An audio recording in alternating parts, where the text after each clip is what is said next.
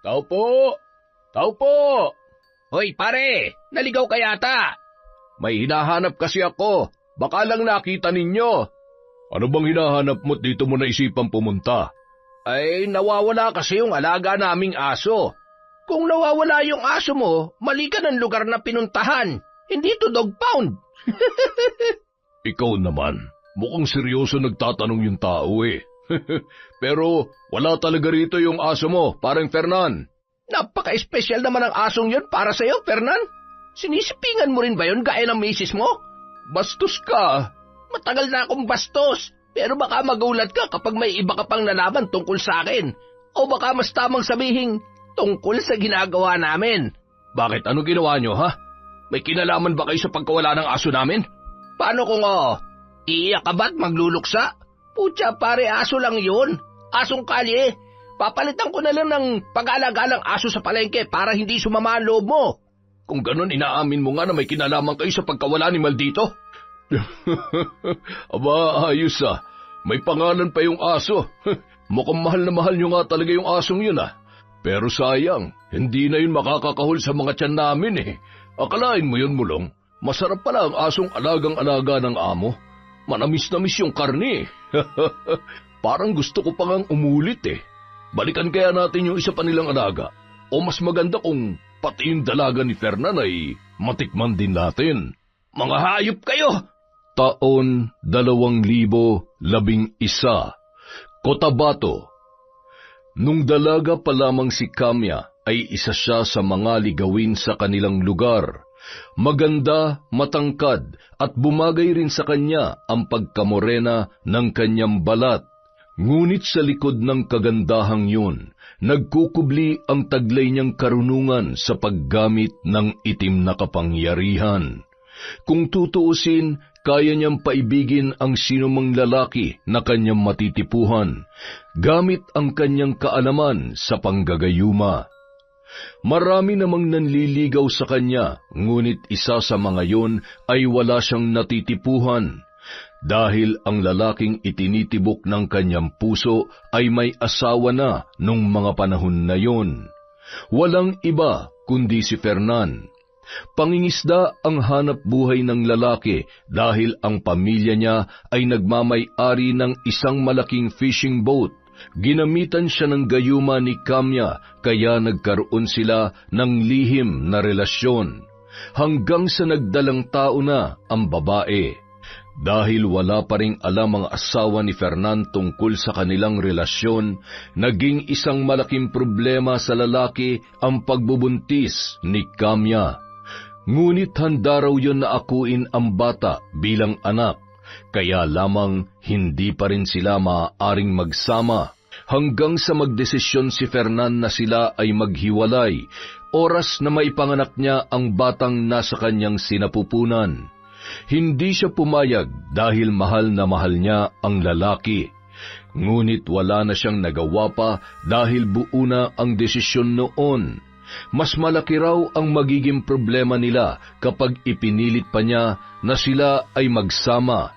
Nang maipanganak ni Kamya si Talia, saka pa lamang ipinagtapat ni Fernan sa asawang si Stella ang tungkol sa bata. Kaya naman, nang malaman noon na siya ang kabit ng asawa, ay kaagad siyang sinugod nito. Hindi niya napaghandaan ang pagdating ng babae. Nang araw na yun, abala siya sa pagluluto ng hapunan. Nasa kwarto ang kanyang anak at mahimbing pang natutulog sa duyan, kaya nagkaroon siya ng oras na makapagluto. Ngunit ilang sandali lamang ay biglang bumukas ang pinto at mula roon pumasok ang galit na asawa ng nakabuntis sa kanya. Kamya, magpakita ka sa akin, malandi ka! Stella, teka, anong ginagawa mo rito? Bakit bigla-bigla ka na lang pumapasok nang walang pahintulot? Pahintulot? Siraulo ka pala eh. Bakit ikaw? Humingi ka ba ng pahintulot sa akin nung tikman mo ang asawa ko? Hindi ka pa nakontento? Nagpabuntis ka pang hayop ka? Wala akong alam sa sinasabi mo. Umalis ka na bago pa tayo magkasakitan dito. Tanga! Hindi ako aalis dito hanggat hindi kita nasasaktan. Mga agaw ka! Itong bagay sa'yo, kakalbuhin kitang hayop ka! Bitawan mo ako, ano ba? Hindi kita bibitawan hanggat hindi ko nauubos yung buhok mo! Sa tindi ng galit ni Stella, nadampot noon ang kutsilyong ginagamit ni Kamya sa paghahanda ng lulutuin. Walang pag-aalinlangang sinugatan ng babae ang kanyang muka. Naramdaman na lamang niya ang pagdaloy ng dugo mula sa kanyang pisngi. Inagaw niya ang kutsilyo sa kamay ni Stella at nang makuha yon, hindi pa rin nagpatalo ang babae. Marahas noong hinablot ang kanyang buhok at buong lakas na itinulak. Sa kasamaang palad, nawalan siya ng balanse at bumagsak sa may lutuan, kung saan nakasalang ang pinalalambot niyang karne. Tumapon sa kanyang muka ang mainit na sabaw ng nilulutong ulam. Napahiyaw si Kamya na masunog ang kanyang buong muka. Kung hindi pa dumating si Fernan, hindi siya madadala sa ospital. Bagamat nagamot pa si Kamya ay tila naging bangungot sa kanya ang nangyari. Wala na ang dati maganda niyang muka na hinahangaan ng mga kalalakihan. Ang makinis niyang pisngi ay naging puro kulubot na lamang. Umabot yon hanggang sa kanyang leeg at kaliwang balikat. Halos hindi na siya makilala sa bago niyang itsura. Dahil sa nangyari sa kanya, ay kinausap na lamang niya si Fernan para sa isang malaking desisyon. Pasensya ka na sa ginawa ng asawa ko. Hindi ko naman akalaing susugod siya sa bahay mo para saktan ka. Hindi mo kailangang humingi ng pasensya dahil alam ko naman na kung dumating ka na mas maaga, poprotektahan mo kami ni Talia. Nakita mo na ba ang itsura mo ngayon? Oo, kahit ako natatakot sa sarili kong muka. Hindi ko alam kung paano ako haharap sa mga tao, Fernan. Siguradong katatakutan nila ako. Teka, si Talia, nasaan siya? Iniwan ko na muna sa kapatid ko. Doon muna siya hanggat hindi ko pa nakakausap na maayos si Stella. Fernan, hindi ko na maaalagaan si Talia. Hindi ko alam kung paano ko siya palalakihin sa poder ko dahil siguradong mahihirapan lang siya. Ayoko maging tampulan siya ng tukso dahil sa nakakatakot kong itsura. Gusto ko magkaroon ng normal na buhay ang anak natin. Ano ba ang plano mo? Gusto ko munang umuwi sa amin sa probinsya. Makikituloy muna ako sa lola ko. Pwede bang ikaw na muna ang bahala kay Talia? Alam kong mas mapapabuti siya kung nasa iyo siya, Fernan. Nakikiusap ako. Huwag mong pababayaan ang anak natin. Akong bahala sa kanya. Basta mag-iingat ka kung saan ka man pupunta. Pero sana dumating pa rin ang araw na magkita kayo ni Talia at magpakilala ka sa kanya bilang ina niya, ha? Pangako, babalik ako para sa kanya.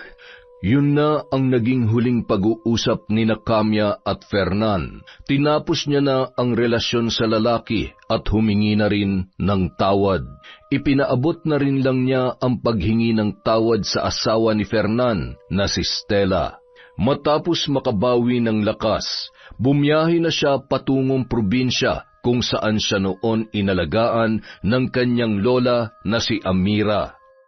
Sa loob ng mahigit 1 dekada, ni minsan ay hindi man lamang nakausap o nalapitan ni Kamya ang anak na si Talia. Ngunit lingid sa kaalaman ng dalaga at ng dati niyang karelasyon ay nakabalik na siya roon matapos ang 15 taon. Pinapanood at sinusubaybayan na lamang niya ang anak mula sa malayo. Tuwing naglalakad ay lagi siyang gumagamit ng balabal na isinasaklob sa kanyang ulo at itinatakip rin sa kanyang muka para hindi siya makaagaw ng atensyon sa ibang tao. Iniiwasan niya rin na may makakilala sa kanya sa mga dati nang nakatira sa barangay na yon.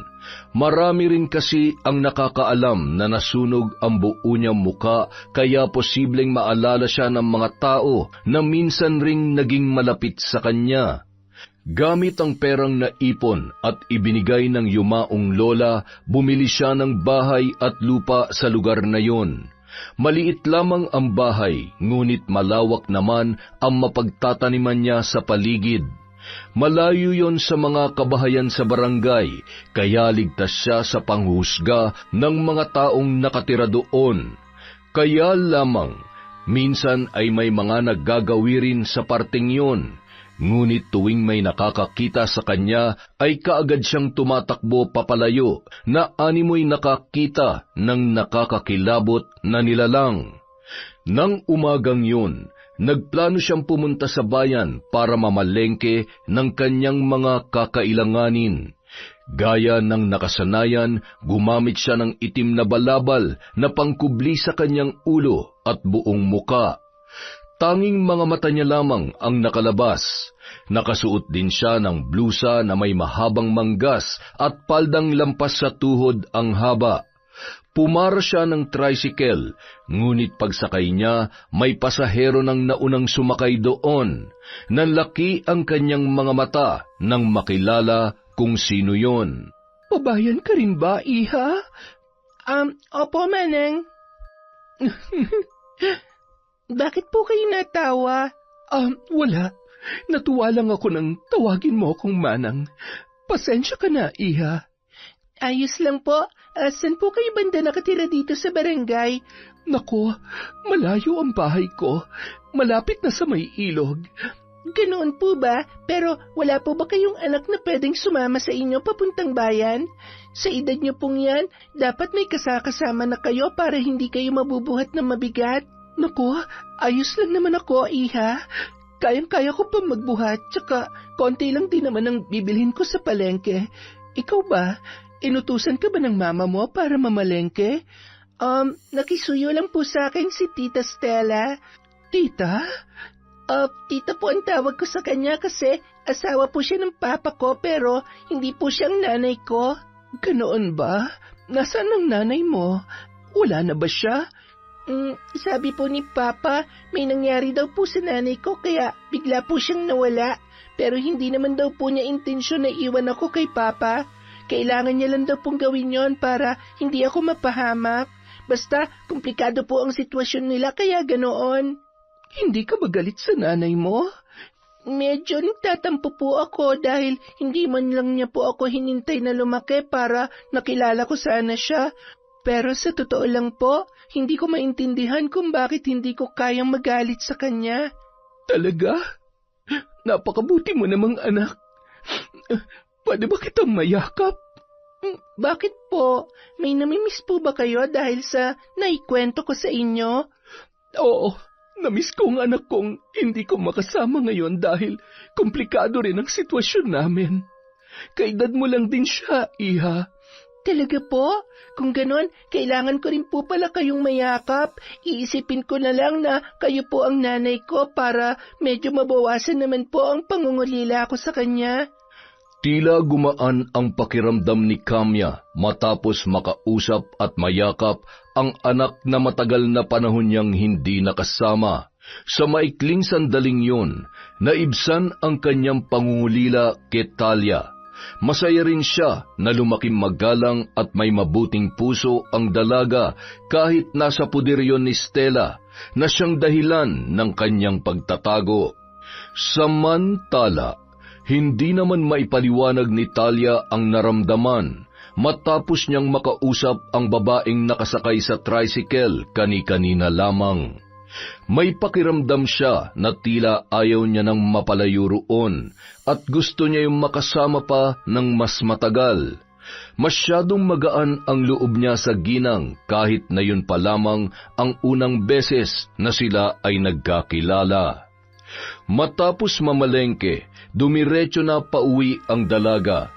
Ngunit pagbaba niya ng tricycle ay nakasalubong niya ang lasenggo nilang kabarangay na si Mulong. 30 anyos na ang lalaki pero wala pa ring trabaho at umaasa lamang sa pagnanakaw. Marami na ang mga nagrereklamo tungkol sa kanya, ngunit dahil wala namang ebidensya, hindi pa rin yun makulong-kulong. Madalas din yun masangkot sa gulo. Napayuko si Talia at sinadyang dumistansya sa lalaki nang mapagtantong nakainom na naman yun. Ngunit mukhang napansin na siya ni Mulong, kaya humarang yon sa kanyang daraanan.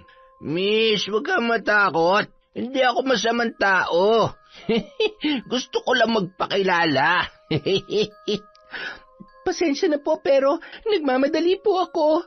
Damot mo naman sa oras. Saglit lang naman eh. Sige na, miss. Usap lang tayo.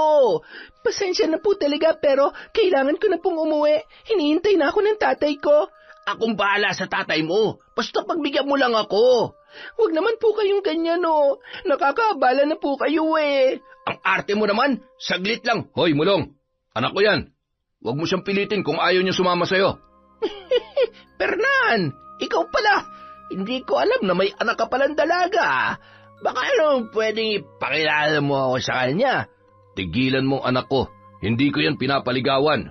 Kaya kung ayaw mo ng gulo, layuan mo siya at wag na wag mo nang guguluhin pa. Aba, para masyado ka na yata mayabang ngayon ah.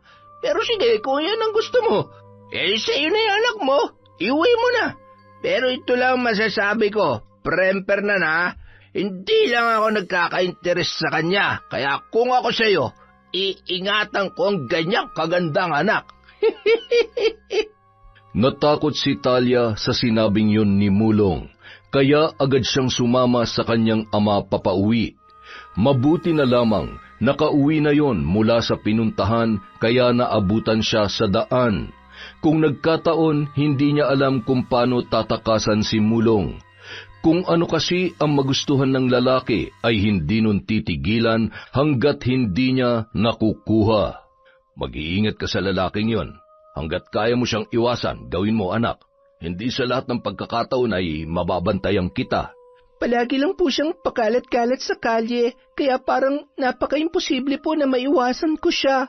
Ganito na lang, kapag malayo ka pa lang at nakita mo na siya, huminto ka muna sa maraming tao o kahit saan basta may ibang tao. Huwag na huwag mong hahayaan na mag-cruise ulit ang landas nyo ng kayong dalawa lamang. Wala talaga akong tiwala dun sa basagulerong yun eh.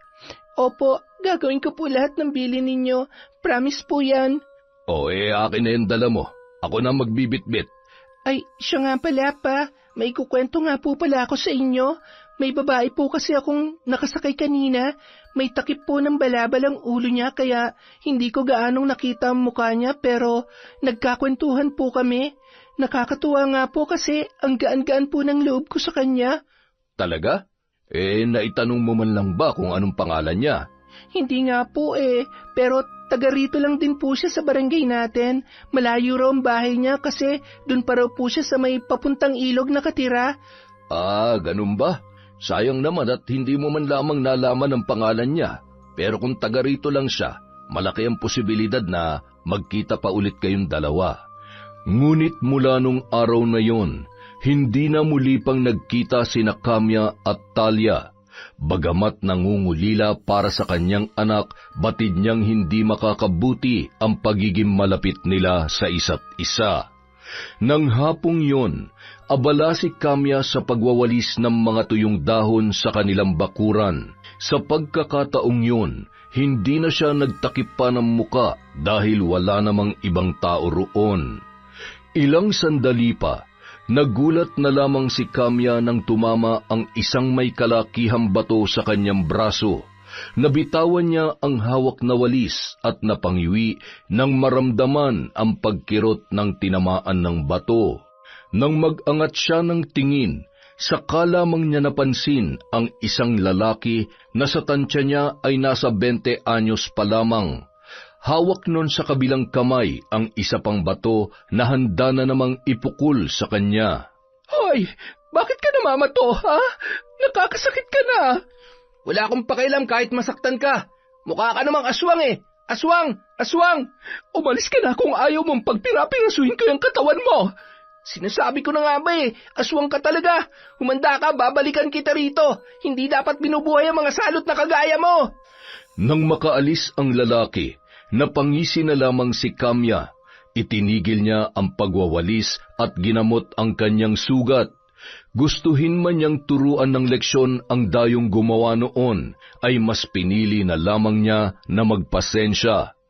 Ngunit makalipas lamang ang ilang araw, hindi inaasahan ng babae na babalik pa ang dayong yon. Pinasok ng lalaki ang bahay niya at tinangay ang nakatabi niyang pera, pati ang ilan sa kanyang mga alahas. Sinubukan niyang labanan ang lalaki, ngunit sadyang mas malakas yon kesa sa kanya.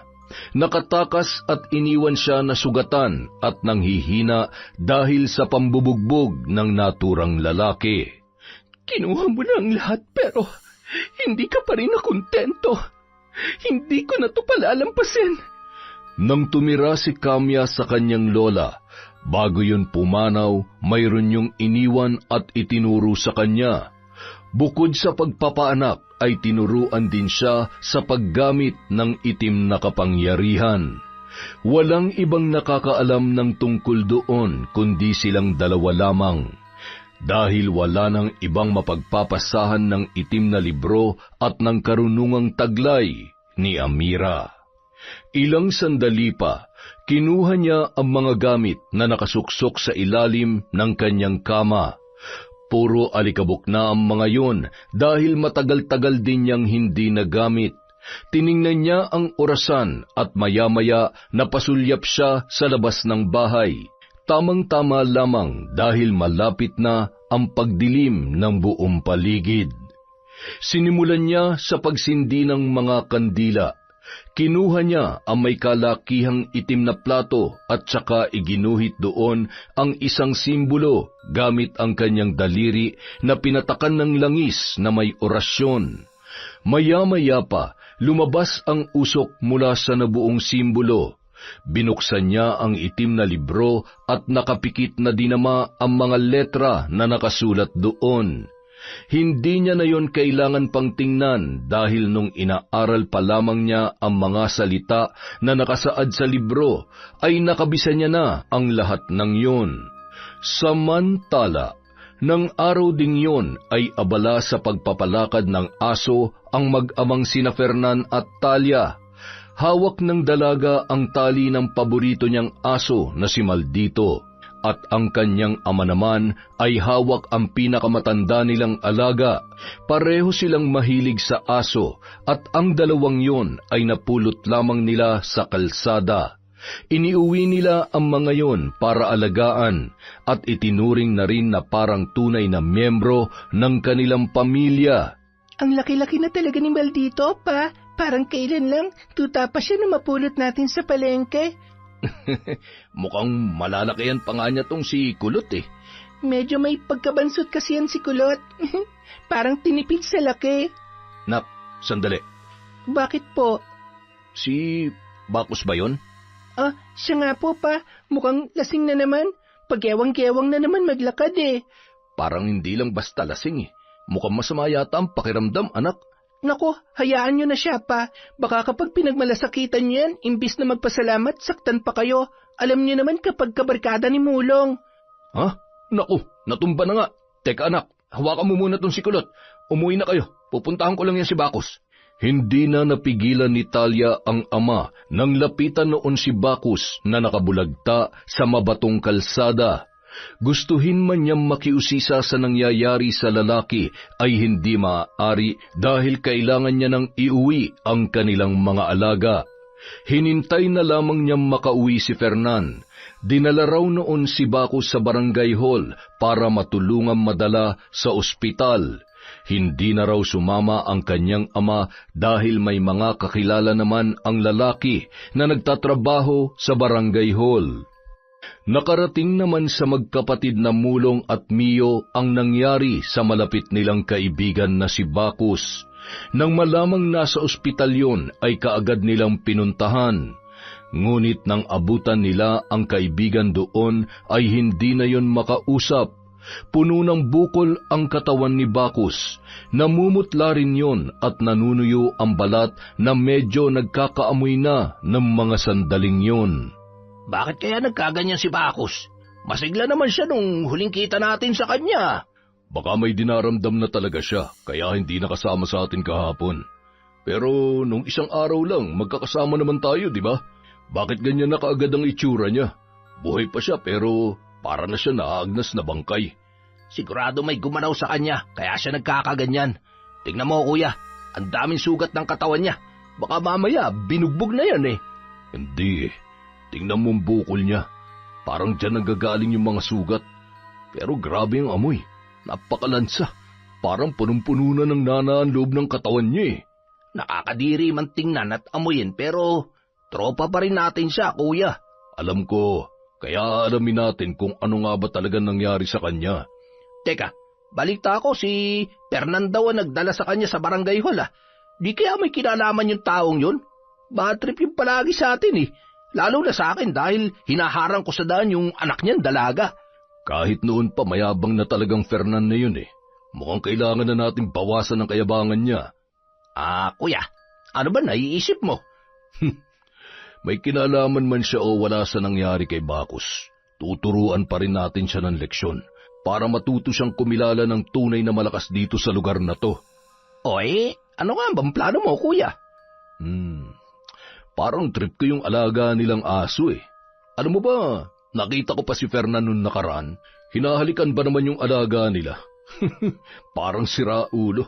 May anak naman pero parang baby rin ang turing nila sa mga alaga nila. Alam mo kung ano ibig sabihin nun? Ganun nila kamahal ang kanilang mga alaga. Isipin mo, ano kaya magiging reaksyon niya kapag binawasan natin ng isa?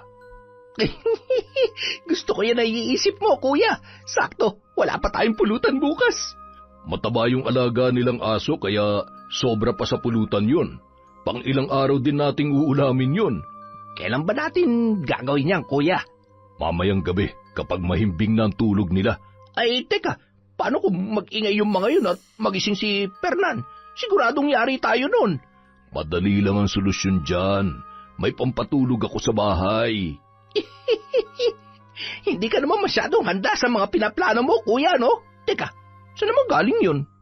Siyempre, may mga kakilala ako. Ginagamit din namin yun sa mga asong bantay sa mga ninanakawan namin. Ayos ka talaga, kuya. Ako pa ba? Nasa dugo natin ang pagiging matinik sa pagnanakaw. Kung yung malalaking tindahan nga napapasok ko nang hindi ako nahuhuli, yung pakayang aso na nasa labas na ng bahay. Basic lang yan. Nang gabing yon, hindi na nagsayang pa ng oras sinamulong. Pinuntahan nila ang bahay ni Fernan para nakawin ang isa sa mga alaga noong aso. Matagumpay naman nila yun nakuha, ngunit imbis na patulugin lamang ang isa pang alaga ng lalaki ay nilason na lamang nila yon.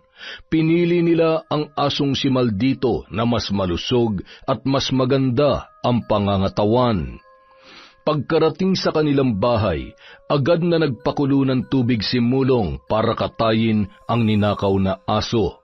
Pinukpok naman yun ni Mio sa ulo para matuluyan ng bawian ng buhay. Ipinatong noon ang katawan sa ibabaw ng lamesang kawayan saka sinimulang tanggalan ng balahibo.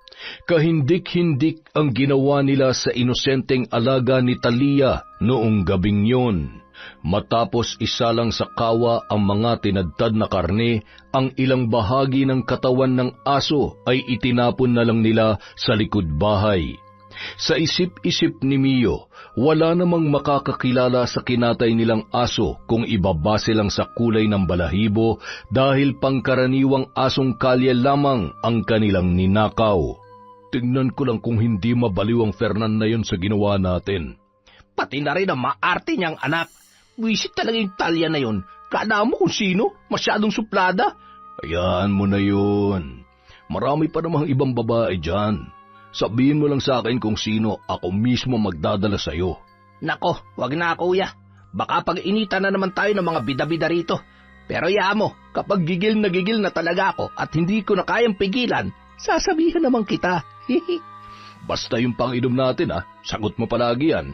Akong bahala dyan, kuya. Samantala, pagkagising pa lamang ni Talia ay ang aso na kaagad ang kanyang hinanap. Pero paglabas niya ng bahay, bigla siyang kinabahan nang makitang tali na lamang ang naiwan doon. Nalibot na niya ang buong bakuran pero hindi pa rin niya mahanap ang kanyang alaga. Sinubukan na rin niyang maglakad-lakad sa labas dahil baka nakawala lamang yun. Ngunit nang hindi pa rin niya makita si Maldito, ay bumalik na siya sa kanilang bahay. Bagamat nahihiyang abalahin sa ginagawa si Stella, naglakas loob na lamang siya na tanungin ang babae. Tita, pasensya na po sa abala. Itatanong ko lang po sana kung pinakawalan niyo po si Maldito. Ha? Ay, naku, hindi. Maraming asong pag-alagala at hindi natin alam kung may sakit ang mga yon. Kaya hindi ko pinakakawalan si Maldito. Wala po kasi siya sa pinagtatalian ko sa kanya eh. Tingnan mo na lang muna dyan sa labas. Baka nakawala. Si Kulot naman po nananamlay. Para pong may sakit. Ay, ako na bahala kay Kulot. Hanapin mo na muna si Maldito at baka makalayo pa yon. Delikado pa naman dito. Baka matsyempohan pa ng mga lasenggo at gawing pulutan. Kapag nawala talaga si Maldito, iisa lang ang pwedeng kumuha sa kanya. Si Mulong. Anak, alam naman nating lahat na lasenggo ang isang yon at patay gutom sa pulutan kaya kung ano-ano na lang ang kinakatay. Pero hindi pa naman tayo nakakasiguro kung nasaan na ba talaga si Maldito. Kung may kumuha man sa kanya, hindi rin tayo pwedeng basta-basta na lang mambibintang. Kilala mo naman si Mulong. Kapag nalaman nila na pinagbintangan mo sila, baka sugurin tayo rito at saktan. Sige po, tita. Maglalakad-lakad na lang po muna ako para maghanap. Kapag dumating po si Papa, pakisabi na lang po na hinahanap ko si Maldito. O siya, sige, mag-iingat ka. Umiwas ka sa mga tambay, ha? Opo, tita. Nang unang araw na dinala ni Fernan si Talia sa bahay para ipaalam kay Stella na anak yon ng kanyang asawa sa kabit na si Kamya, ay halos hindi niya matingnan ang bata. Ngunit sa paglipas ng mga araw ay naakit siya sa maamo at inosenteng muka ni Talia, at nang sinubukan niyang kalungin ang bata, doon na nawala ang kanyang galit. Naisip niya na wala namang kasalanan ang batang yun, kaya kahit hindi niya kadugo ay itinuring pa rin niyang parang tunay na anak. Patas ang turing niya sa mga anak niya kay Fernan at kay Talia. Wala siyang pinapaboran dahil ayaw niyang magkaroon ng samaan ng loob ang magkakapatid. Mayroong parte sa kanya na nagsisisi sa ginawa niya kay Kamya. Sana ay kinumpronta niya na lamang ang babae at hindi na sinaktan. Hindi sana mangyayari ang malalang tinamunoon na siyang dahilan, kaya iniwan na lamang kay Fernan ang kanyang anak. Walang inilihim sa kanya ang asawa. Sinabi ng lalaki ang lahat ng mga ibinili ni Kamya at kung ano ang napag-usapan ng dalawa, kaya kahit papaano ay nakaramdam din siya ng awa sa babaeng yon.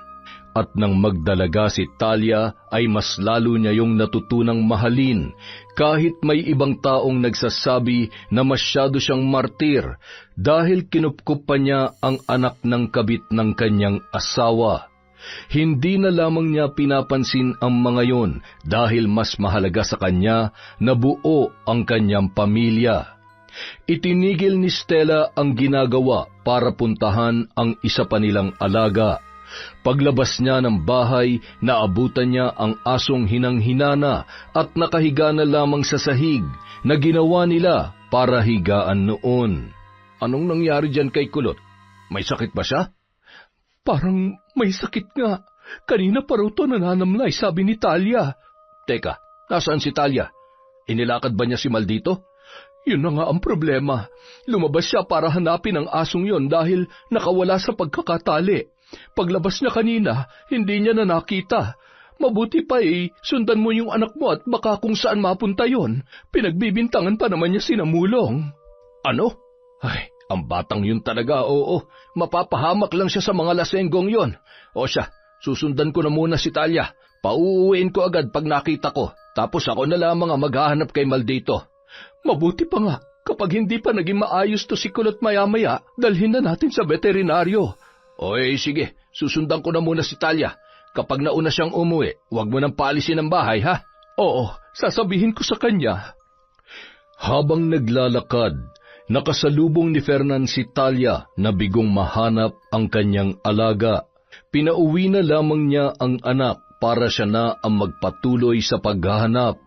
Ngunit dahil malawak pa rin ang lugar nila para maghanap sa nawawalang aso, ay nagtanong-tanong na lamang siya sa mga kalapit na bahay. Maya-maya pa, biglang pumasok sa isip niya ang sinabi ni Stella na pinagdududahan ni Talia si Mulong. Halos araw-araw nag-iinuman ang magkapatid at marami na ang nagrereklamo sa dalawa dahil sa pagnanakaw ng mga alagang hayop, mapamanok, pato o kahit aso ay hindi pinapalampas para gawing pulutan. Ngunit dahil wala namang nakakakita sa aktong pagkatay sa mga nawawalang alaga, ay nakakalusot pa rin sina Mulong. Ngunit sa pagkakataong yun, iba ang kutob ni Fernan.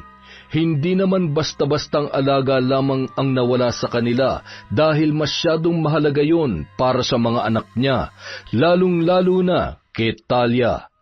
Ilang sandali pa, natagpuan na lamang ni Fernan ang sarili sa tapat ng bakuran ni Namulong. May kalayuan ang bahay ng lalaki sa mga kabahayan, kaya naggagawang mag-inom na magkapatid kahit abutin pa ng umaga dahil walang nagrereklamo sa kanilang ingay. Tao po! Tao po! Hoy pare, naligaw ka yata. May hinahanap kasi ako, baka lang nakita ninyo. Ano bang hinahanap mo't dito mo naisipang pumunta? Ay, nawawala kasi yung alaga naming aso. Kung nawawala yung aso mo, mali ka ng lugar na pinuntahan. Hindi to dog pound. Ikaw naman, mukhang seryoso nagtatanong yung tao eh. Pero wala talaga rito yung aso mo, parang Fernan. Napaka-espesyal naman ang asong yun para sa'yo, Fernan.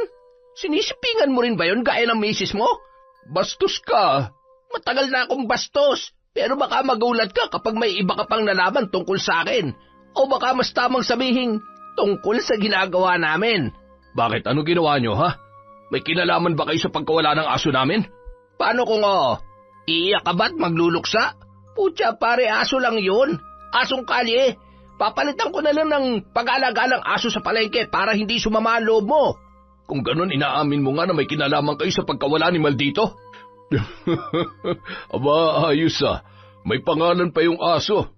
Mukhang mahal na mahal nyo nga talaga yung asong yun ah. Pero sayang, hindi na yun makakakahol sa mga tiyan namin eh. Akalain mo yun, Mulong. Masarap pala ang asong alagang-alaga ng amo. Manamis-namis yung karne. Parang gusto ko pa ngang umulit eh. Balikan kaya natin yung isa pa nilang alaga. O mas maganda kung pati yung dalaga ni Fernan ay matikman din natin. Mga hayop kayo! Sa galit ni Fernan, hindi niya na napigilan pa ang sarili at sinugod na ang magkapatid. Nagpambuno sila roon, ngunit dahil pinagtulungan ni Mio at Mulong si Fernan, wala siyang naging kalaban-laban sa mga yon.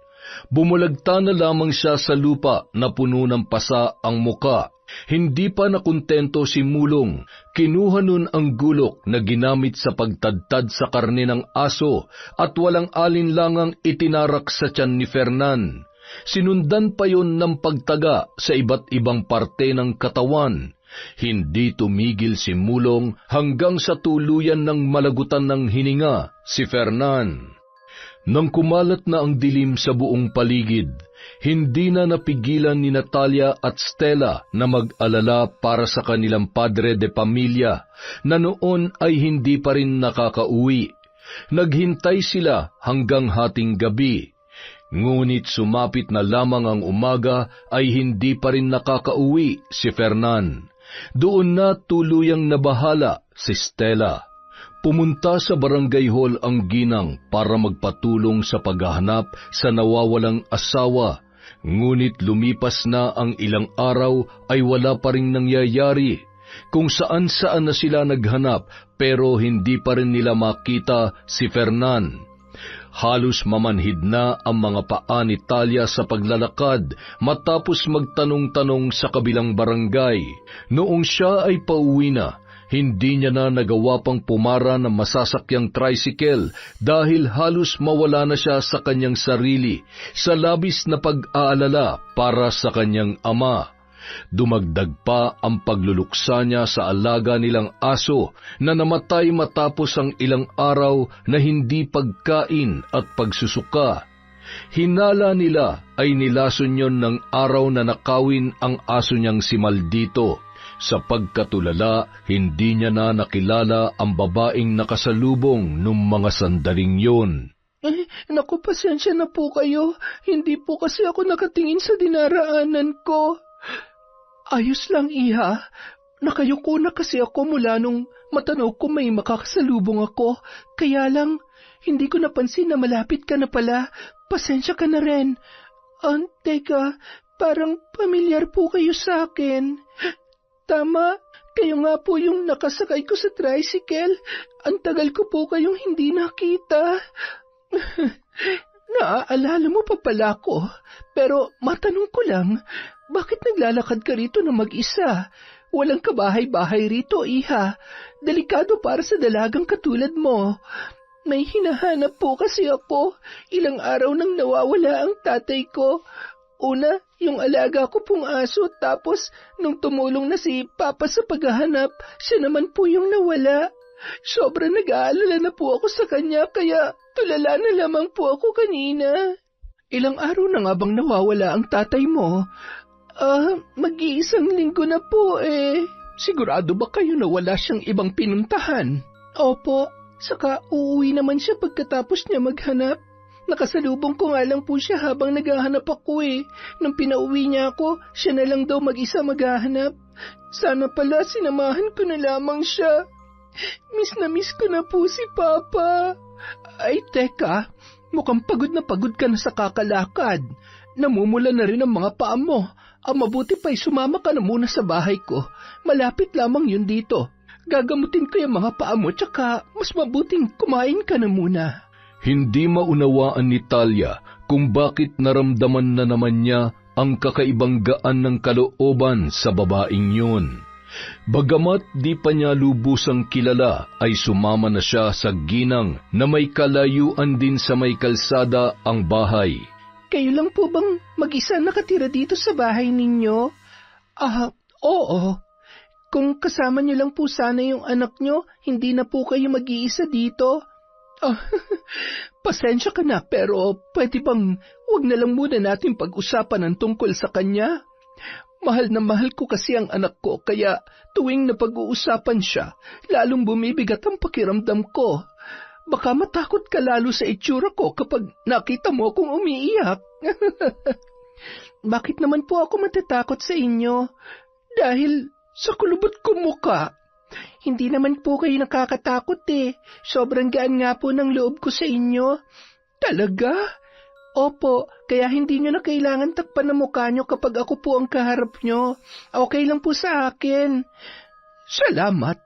Ikaw pa lang ang unang taga rito na hindi natakot sa itsura ko. Siya nga po pala. Ano nga po palang pangalan nyo? Nakalimutan ko kasing itanong nung huli tayong nagkita eh. Kamya. Ako si Kamya. Ako naman po si Talia. Natalia po talagang pangalan ko pero mas sanay po si Papa at Tita Stella na tawagin akong Talia. Yung tita mo nga pala, kumusta ang trato niya sa'yo? Mabuti naman po. Parang sariling anak na rin po ang turing niya sa akin kahit anak po ako ni Papa sa ibang babae. Patas siya sa aming magkakapatid. Kahit minsan, hindi niya kami pinagbuhatan ng kamay. Tsaka kung anong meron yung mga kapatid ko, sigurado po na meron din ako. Mabuti pala siya kung ganon. Sobra po, kaya napakaswerte ko na kahit hindi ko pa nakikilala ang nanay ko, may isang nanay pa naman po ako na nagmamahal sa akin. Gusto niya nga po mama na rin ang itawag ko sa kanya eh. Pero nakiusap po ako na kung pwede, tita na lang muna. Bakit naman? Dahil ang tunay ko lang po na nanay ang tatawagin kong mama. Hindi naman po siya masamang nanay eh. Kaya gusto ko pong ibigay sa kanya ang titulo ng pagiging ina sa akin kapag nagkita na kami. Napakabuti mo talagang bata ka. Maganda ang pagpapalaki sa'yo ng papa at ng tita mo. Oo naman po, kaya po ganun na lang kahirap para sa akin na hindi ko alam kung nasaan si Papa, kung ayos lang ba siya o... Matapos gamutin ni Kamya ang mga sugat ni Talia ay pinakain niya muna yon bago umalis. Siniguro niyang makakasakay ng ligtas ang dalaga bago yon hinayaang makauwi. Ngunit pagbalik ni Kamya sa bahay ay tila nang hihina siyang napaupo sa mahabang upuan sa maliit niyang sala. Hindi niya mapigilang mag-alala para kay Fernan at awang-awa naman siya para sa anak na si Talia na nangungulila na sa nawawalang ama. Kung hindi makakabalik si Fernan, ay mawawalan na ng magulang ang kanilang anak. Maya-maya pa, natagpuan na lamang niya ang kanyang sarili, nakaharap na ang librong itim, pati na rin ang mga kulay itim na kandila. Inusal niya ang mga salita na tila tinatawag ang espiritu na makakatulong sa kanya sa nais niyang malaman. Makalipas ang ilang sandali, bumigat ang kanyang paghinga at halos magdilim na ang paningin matapos makita ang kaluluwa ni Fernan. Wala na siya. Wala na si Fernan. Hindi pwede. Masasaktan ang anak ko. Hindi siya pwedeng mawala ng ama. Bakit? Bakit si Fernan pa? Sana ako na lamang ang nawala. Dahil sa nangyari, halos buong gabing umiiyak si Kamya. Hindi niya alam kung paano yun ipapaalam kay Talia, lalo na't hindi siya basta-basta makakalapit habang nasa poder yun ni Stella. Pagka-uwi ni Talia sa bahay, kaagad niyang ikinuwento kay Stella ang muli nilang pagkikita ng babaeng nakasakay niya sa tricycle. Natuwa naman yun dahil ginamot pa ang sugat niya at pinakain bago pinauwi. Sobrang bait niya po talaga, tita. Hindi ko nga po alam kung bakit gano'n na lang kagaan ang loob ko sa kanya eh. Sus, nakahanap ka lang ng bago mong kaibigan eh. Pero teka, naitanong mo man lang ba ang pangalan niya? Opo tita, Kamya raw po ang pangalan niya. Ano? Pakiulit mo nga anak. Kamya po. Ay, teka, sabi mo nung nakaraan, palagi siyang may balabal na nakatakip sa ulo at sa mukha niya. Bakit siya naggaganoon, anak? Pinakita niya ba yung mukha niya sa'yo? Opo, kaya po pala tinatago niya yung mukha niya dahil halos buong mukha niya ay nasunog. Naaksidente raw po siya sa trabaho kaya po nagkaganoon hanggang balikat nga po eh. Kawawa nga po siya eh. Hindi na nakapagsalita pa si Stella nang mapagtanto kung sino ang babaeng laman ng mga kwento ng kanyang anak-anakan. Pasimple niyang tinanong kay Talia kung saan nakatira si Kamya. Sinabi naman yon kaagad ng dalaga at inaya pa siyang pumunta roon kapag nahanap na nila si Fernan. Anak, dito ka muna ha? Bantayan mo mga kapatid mo at huwag na huwag kayong lalabas ng bahay. May importante lamang akong gagawin. Babalik din ako kaagad mamaya. Opo tita, mag-iingat po kayo. Pumara ng tricycle si Stella at nagpahatid sa tinitirhan ni Kamya. Nagahalo ang galit at kaba sa kanyang dibdib. Wala na sana siyang pakialam sa babaeng yun, ngunit dahil sa pagkawala ni Fernan ay nabuhay na naman ang kanyang pagdududa. Malakas ang kutob niya na magkasama na naman ang dalawa, kaya hindi pa bumabalik sa kanya ang kanyang asawa. Nagawa na yun noon ng lalaki, kaya hindi malabo na maulit pa yon, dahil batid niya kung gaano ka-espesyal si Kamya para sa kanyang asawa. Pagbaba niya ng tricycle, malayo-layo pa ang kanyang nilakad bago narating ang nag-iisang bahay sa parting yon ng sitio. Nagsisisigaw siya sa labas ng bakuran para palabasin ang babae. Ilang sandali lamang ang lumipas, lumabas si Kamya na nakabalot ng itim na balabal. Bakas ang matinding pagkagulat sa mukha noon nang siya ay makilala. Stella, paano mo nalaman na nandito ako? Nagtatanong ka pa, sinabi ng anak mo. Walang hiya ka talagang babae ka. Hindi ka pa ba nadala sa nangyari sa'yo noon? Stella, hindi ako nandito para manggulo. Gusto ko lang makita ang anak ko. Hindi naman naging sadya ang pagkikita namin. Hindi niya ba nasabi sa'yo? Wala akong pakialam kung gusto mo siya makita o makasama. Iba ang pinupunto ko rito. Ano bang ibig mong sabihin? Nawawala si Fernan at ngayong alam ko nang nakabalik ka na rito sa Malingaw, sigurado nakikipagkita na naman sa'yo ang asawa ko. Nasaan siya, ha? Ilabas mo siya! Stella, nagkakamali ka. Hindi pa alam ni Fernan na nakabalik na ako rito. Si Talia pa lamang ang nakikita ko at hindi ako bumalik para guluhin ulit ang pamilya mo. Matagal ko nang tinanggap na hindi para sa akin si Fernan, kaya mali ang iniisip mo. Alam kong nawawala ang asawa mo dahil sinabi yun sa akin ni Talia nung makapag-usap kami. Pero maniwala ka man o hindi, wala akong kinalaman sa pagkawala niya. Papasukin mo ako. Gusto ko makasiguro. Baka mamaya tinatago mo lang siya dyan sa loob ng bahay mo. Ikaw ang bahala. Bukas ang pinto. Wala akong itinatago, Stella. Matapos halughugin ni Stella ang bahay ni Kamya, bagsak ang balikat na lumabas doon ang babae. Pasensya ka na kung pinagdudahan kita. Alalang-alala na kasi ako sa asawa ko at parang mababaliw na ako ngayong wala pa rin akong alam kung ano na ba nangyari sa kanya. Stella, wala akong kinalaman sa pagkawala niya, pero may kailangan kang malaman. Alam ko rin na hindi ka basta-bastang maniniwala, pero hindi ako matatahimik hanggat hindi ko ito nasasabi sa'yo o kay Talia. Ano yun? Nung umalis ako rito, napunta ako kay Lola Amira. Kami lang ang nakakaalam ng sikreto niya. Isa siyang mambabarang. Kaya niyang makipagkasundo sa demonyo kapalit ng gusto niyang mangyari sa mga taong kinamumuhian niya. Pero may kakayahan din siyang makakita ng kaluluwa ng mga taong pumanaw na. Nang mawala siya, sa akin niya ipinasa ang kakayahang yon. Ano naman ang kinalaman ng lola mo sa dapat naming malaman? Sandali lamang. Makinig ka muna dahil gusto kong maunawaan mo kung paano ako nagkaroon ng ganoong kakayahan.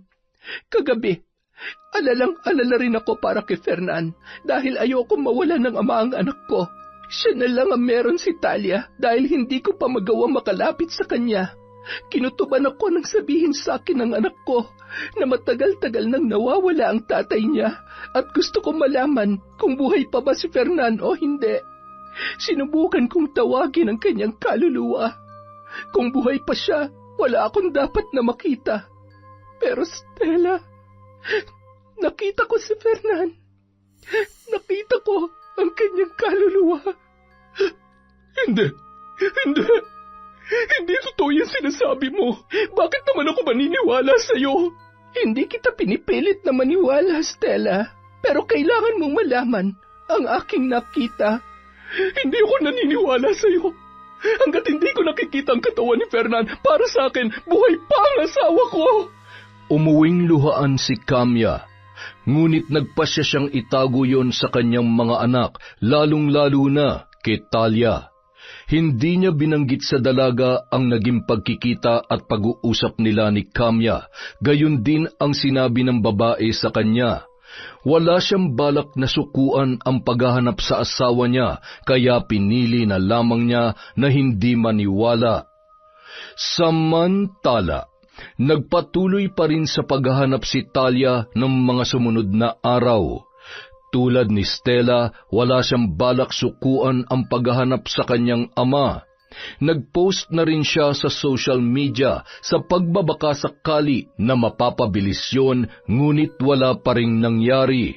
Hanggang sa tadhana na mismo ang gumawa ng paraan para malaman niya kung nasaan ang kanyang pinakamamahal na ama.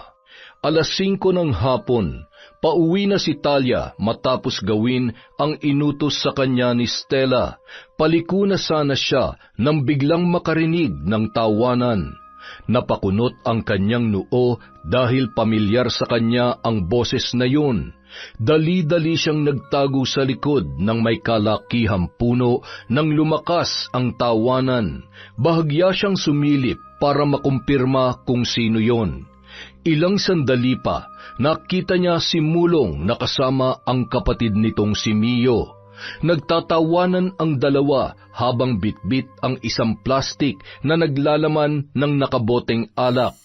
Mukhang mag-iinuman na naman ang magkapatid. Hihintayin na lamang sana niyang makalampas ang mga yon bago siya magpatuloy sa paglalakad, nang bigla niyang marinig ang pinag-uusapan ng dalawa. Mukhang nababaliw na ang pamilya niya sa paghahanap sa kanya. Akala nila makikita pa nila yon?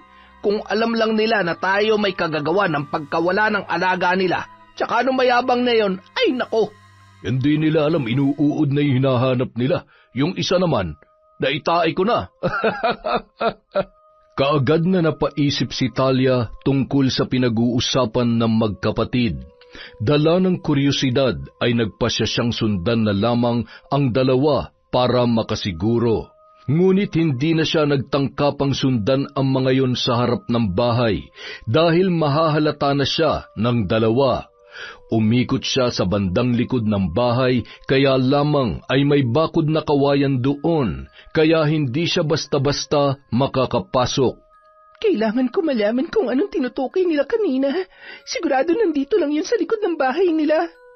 Maya-maya pa, napahinto sa paglalakad si Talia nang manuot sa ilong niya ang kakaibang amoy. Para yung nabubulok na katawan ng hayop.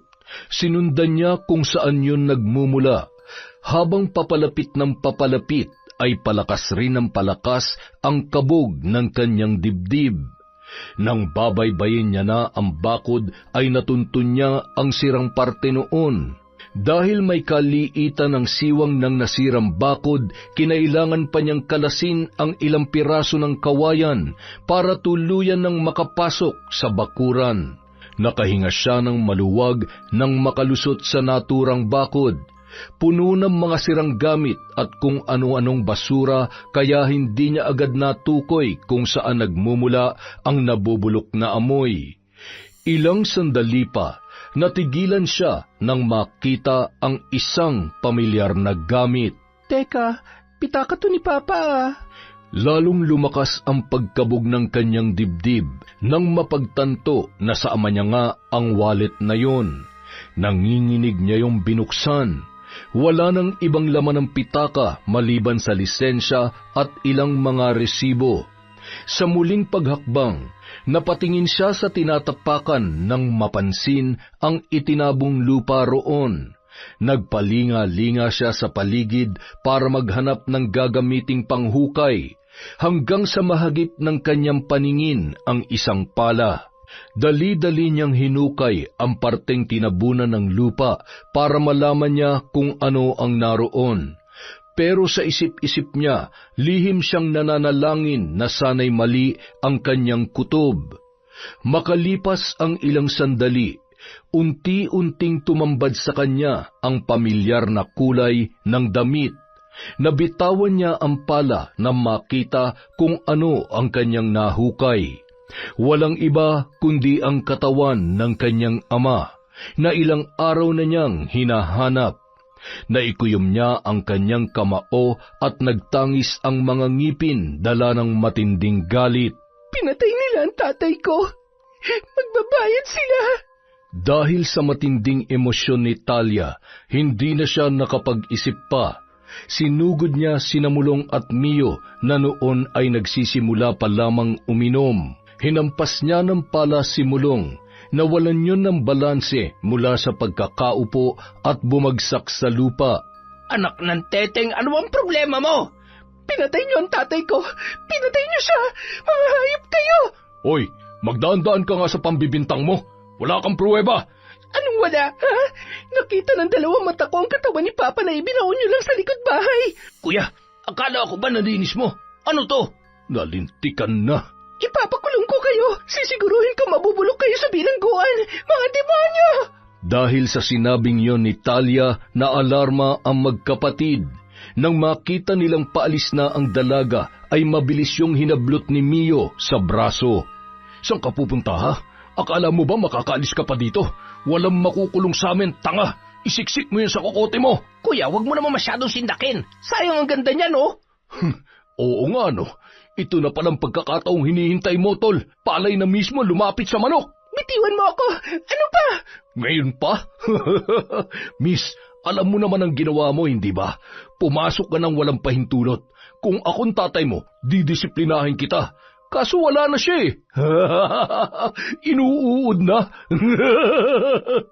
Sana pala nagtanim ako kahit kamatis lang. Sigurado ako natataba yun. Hayop ka! Mga demonyo kayo! Shhh! Huwag ka nang magalit, my loves. Huwag ka mag-alala. Hindi mo ako tatay. Pero didisiplinahin kita sa paraan na alam ko at gusto ko. Napasigaw at pumalag si Talia mula sa pagkakahawak ni Mio, ngunit wala na siyang nagawa nang busalan na noon ang kanyang bibig. Ibinagsak siya ng lalaki sa kama. Nagtawanan ang magkapatid nang maluha siya sa takot.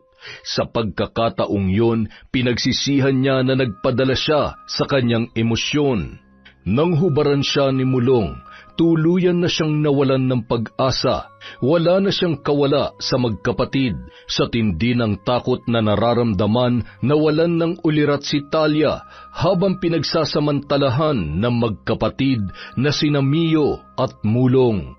Matapos makaraos, saka lamang sila bumalik sa kanilang bisyo.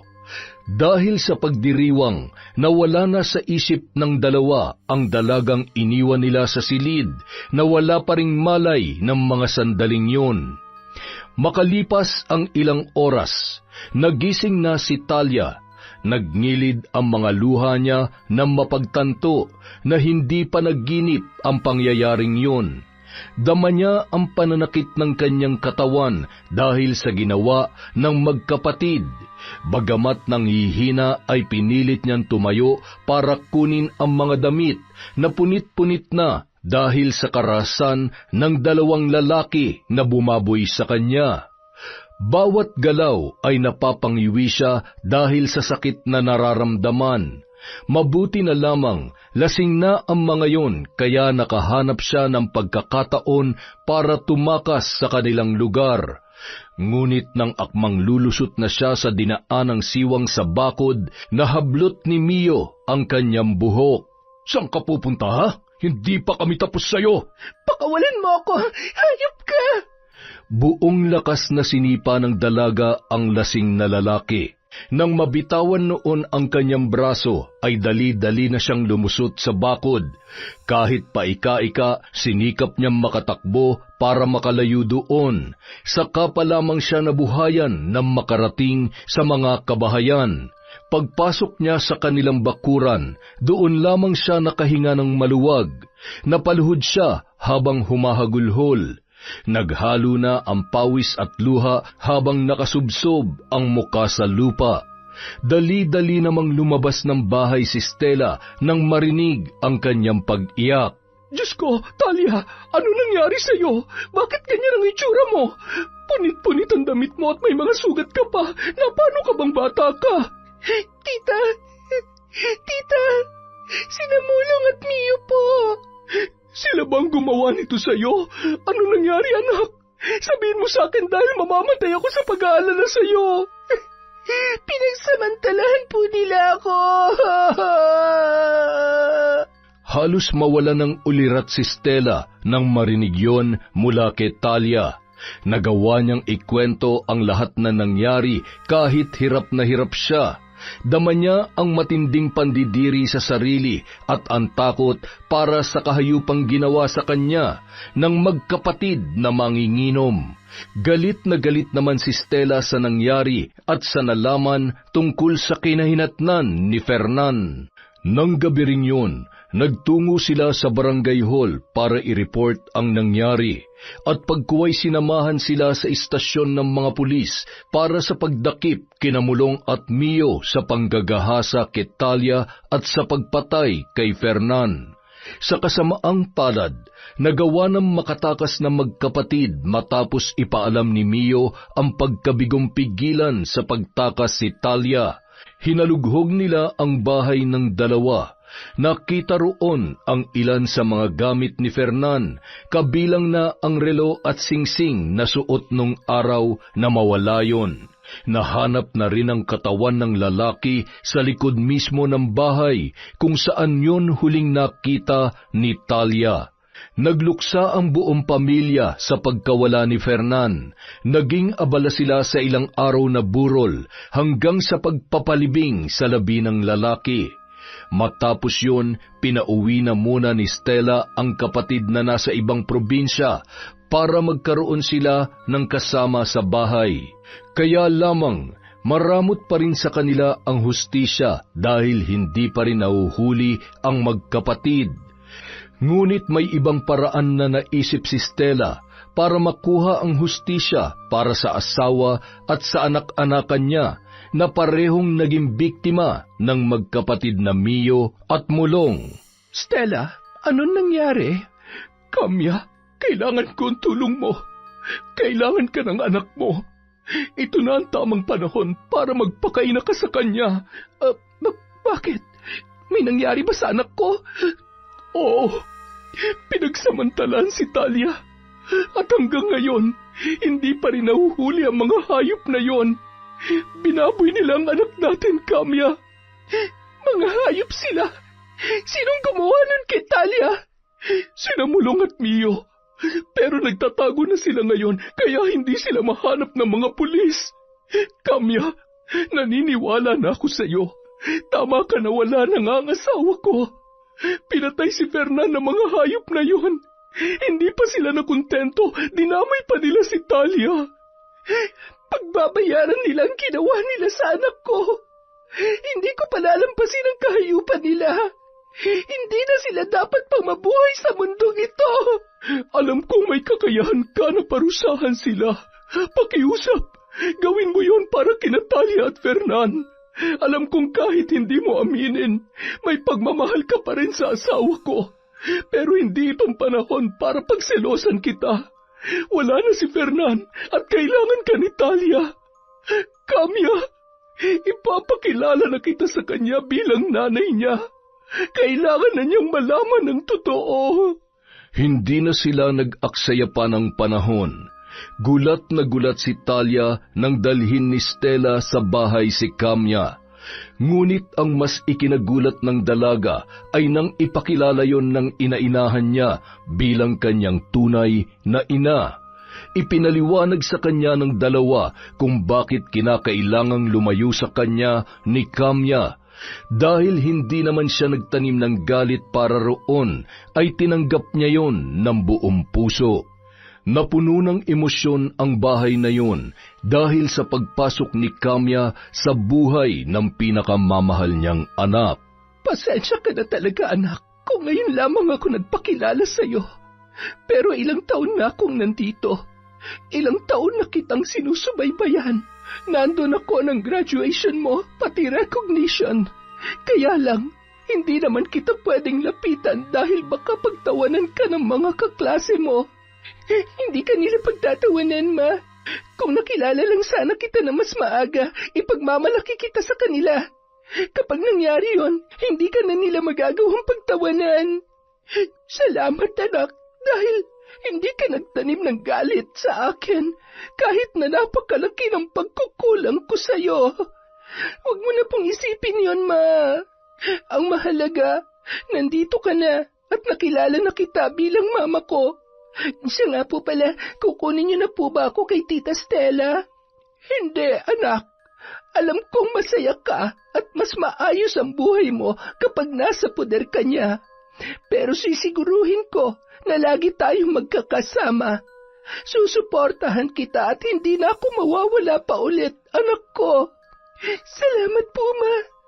Kahit hindi naging madali ang pinagdaanan ko at hanggang ngayon, naiiyak at natatakot pa rin ako kapag naaalala kong ginawa sa akin ng mga demonyong yon. Gumagaan po ang pakiramdam ko kahit paano dahil sa inyo ni Tita Stella. Kaya lagi ka magpapasalamat sa Tita Stella mo, ha? Tsaka aalagaan mo rin siya dahil naging mabuti siya sa'yo. Buti nga po nagkaayos na kayong dalawa eh. Pero sana hindi na lang nangyari ang away niyo noon para hindi kayo nagkaganyan. Wala na tayong magagawa, anak, dahil nangyari na yon. Tsaka napatawad ko na si Stella sa kanyang ginawa. Napatawad na rin niya ako. Pareho lang kaming nagkamali noon. Mas malala nga lang ang sakin, pero ang mahalaga, ginawa ko pa rin ang tama. Kaya pasensya ka na kung nangulila ka sa isang ina dahil sa desisyon kong yon. Ma, hindi niyo na po kailangang humingi ng pasensya dahil naiintindihan ko po kayo.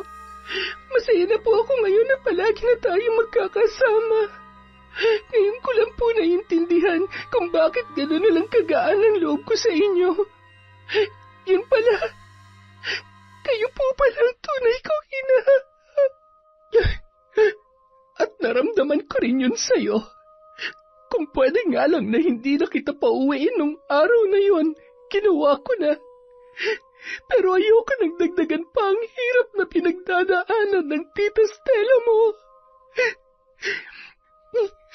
Ano nga po palang plano niyo ni Tita? Narinig ko po kasi kayo kanina na may pinaplano kayo para maparusahan sina Mulong at Mio.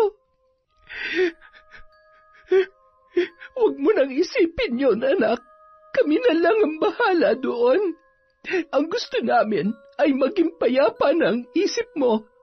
Basta, isipin mo lang palagi na mahal ka namin. Ang swerte mo nga kasi dalawa kaming mama mo. Pero sana, wala kang maging paborito kasi magsiselos talaga ako. Pareho ko na lamang po kayong paborito. Pwede po ba yun? Oh. Pwede, anak. Ikaw talaga, Talia, oo. Nakuha mo pa magpatawa. Matapos maayos ang relasyon sa anak, sinimulan na ni Kamya ang pagpapahirap sa magkapatid na pumatay kay Fernan at gumahasa kay Talia. Wala siyang sinayang na sandali. Binuksan niya ang isang maliit na kahon na nababalot ng itim na tela. Mula roon inilabas niya ang mga ipis at uod na tila wala ng buhay. Isa lamang ang kailangan niya sa mga yun. Sinimulan na ng mambabarang ang sagradong ritual. Sa pagkakataong yun, mas taimtim at mas malalim ang galit sa puso niya habang binibigkas ang mga salitang magsasalin ng sumpa sa mga taong nais niyang parusahan. Makalipas ang ilang sandali, ang kanina'y nag-iisang ipis at uod lamang ay unti-unti nang dumarami, hanggang sa mabuo roon ang imahe ng isang nilalang. Panginoon ko, bigyan mo ako ng sapat na lakas at kapangyarihan upang iparanas ang pinakamasakit na kamatayan para sa mga taong aking kinasusuklaman. Isinusumpa ko ang kanilang buhay. Nang mga panahong yun, dumayo na sa kabilang bayan sina Mulong at Mio, kung saan nakatira ang isa sa kanilang mga kaibigan. Imbis na matakot at mag-alala na baka may makakita sa kanila, malaya silang nagpagala-gala sa bagong lugar na kanilang pineperwisyo. Mula nang dumating sila roon ay sunod-sunod na ang mga kaso ng nakawan. Ilang beses na rin silang nasangkot sa mga away, ngunit dahil kamag-anak ng opisyal ng barangay ang kanilang kaibigan, palagi silang pinagbibigyan. Nang hapong yun, nakapwesto na naman ang magkapatid sa harap ng isang tindahan. Nasa harapan nila ang ilang bote ng alak na inutang pa nila roon, pati na rin ang chichiriyang pulutan.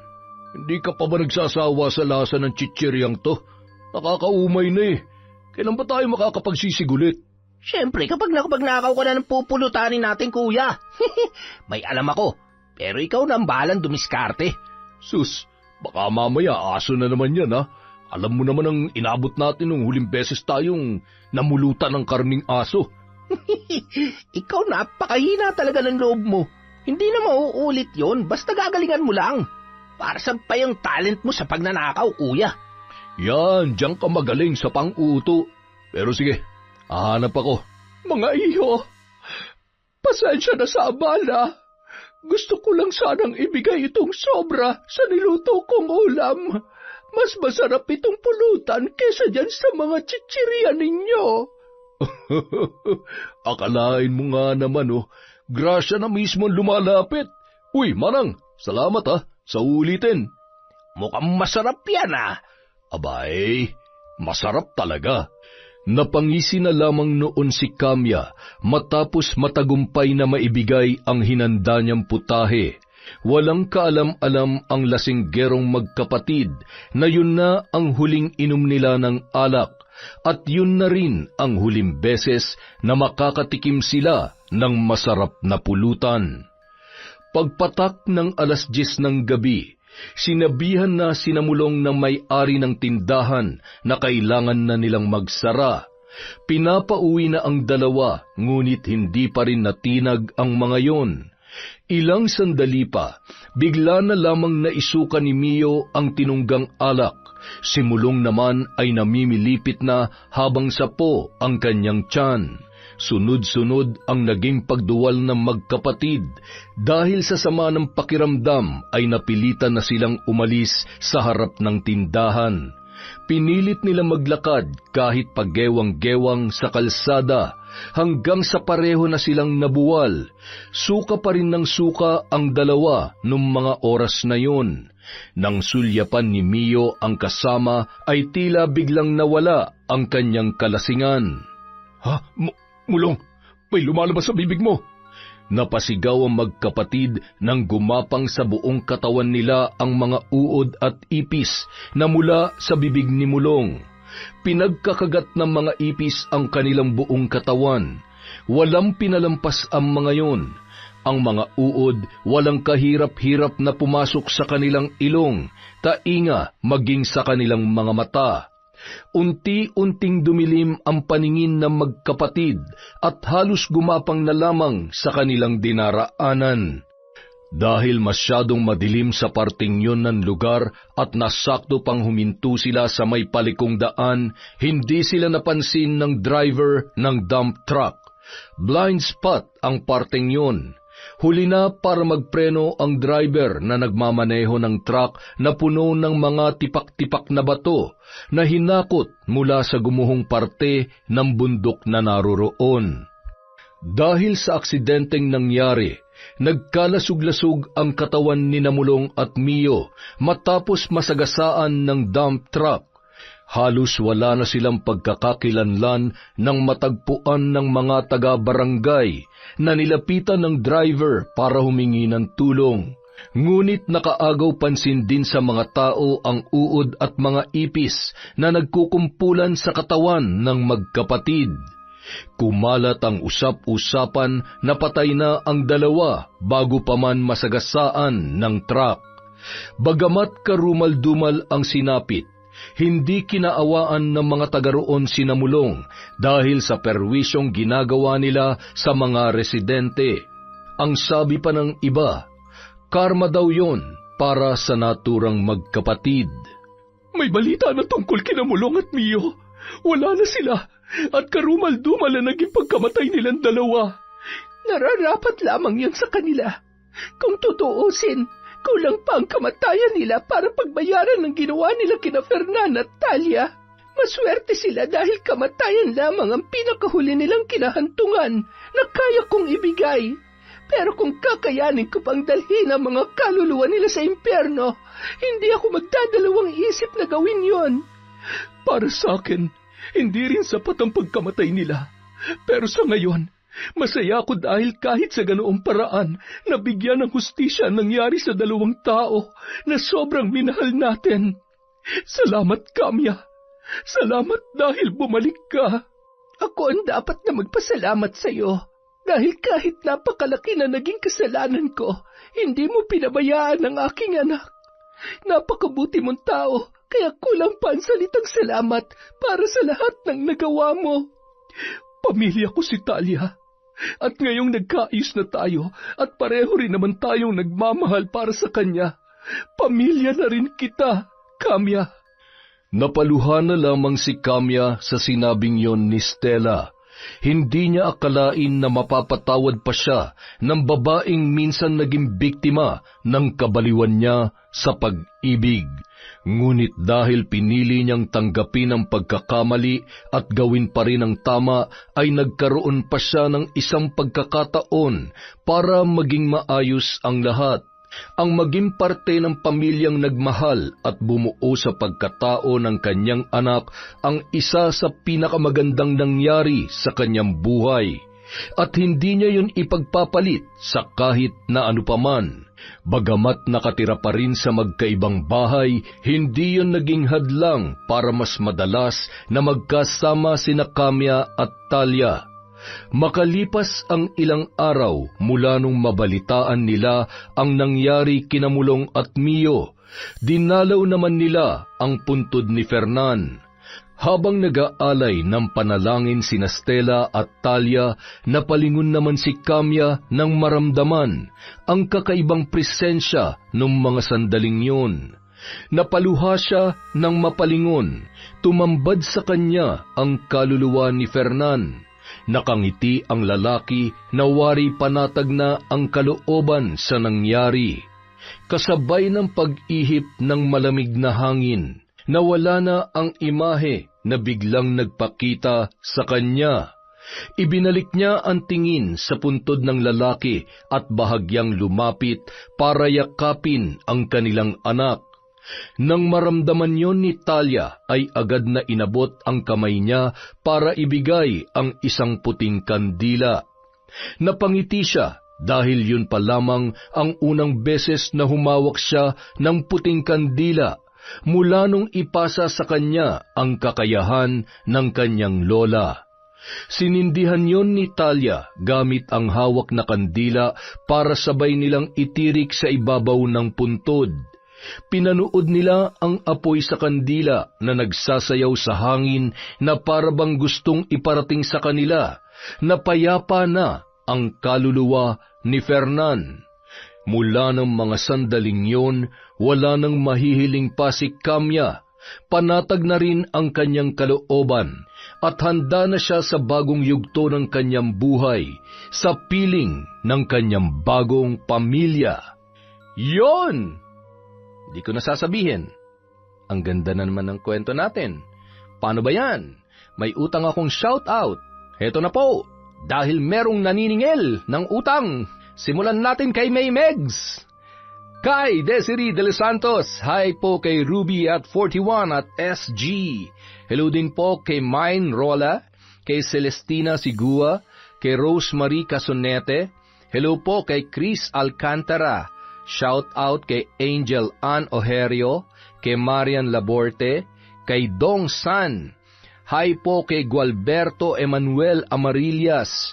Shout out kay Charlene Gumansing, kay Pureza Tagiwalo, kay Romeo Llamas, The Color Purple. Hi po kay Milaine Jordaline Concepcion. Shout out kay Febe Ranyada. Maraming salamat po sa mga sumusuporta sa Campo Raijin. Hello din po kay Mary Joy Abalos, kay Vilma Bautista, kay Neneng Kabulong, sa Argen Construction Supply from Nature Lover. Hi po kay Abel, kay Aina, kay Mona and Fred from Roslyn Jimenez. Shout out po kay Meredith Jurilia, kay Raymond Hemino, kay Mercy Aninion, kay Tita Serrano. Hi po kay Wilma Lita of Sevilla Donsol Sorsogon. Shout out po kay Adam Lasa, kay Edna Lintupas, kay Elvira Inocencio from Sitio Bacle, Aranguen, Capas, Tarlac. Sana po tama ang pagkakabigkas ko. Hi po kay Regan Machico, Cabalfin family of Mabalacat, Pampanga from Lea Cabalfin. Hi po kay Jasmine Vicente, kay Lea Cruz, sa Imperia Ledesma Grefaldia family from Maria Grace Grefaldia. Hi din po kay Honey Austria, kay Queenie Rose, kay Makita Kahashi, kay Chrisjal Mamado, kay Kat Burglar Cutie, kay Mayumi Cañete, kay Jeneline Jacobe, Michelle de la Cruz. Hi po kay Gina De Luna, kay John Chris, kay Apeng at Yula from Mami Sandy. Hi po kay Jubilin Camacho, uuwi na sa December 6. Ingat po kayo sa flight nyo, ma'am. Hi din po kay Ray, kay Jenny May, kay Billy Ray Buendia from Lucy Buendia. Hi din po kay May Espiritu. Hi kay Monica Nieves, Sydney Crosswind, Glovina Perales. Shout out kay Valerie Joy Nadal at kay Finky Rusi 14. Para po sa mga hindi natin na shout out, babawi po tayo sa susunod. Maraming salamat po sa walang sawang pagsuporta kay Kwentong Enteng.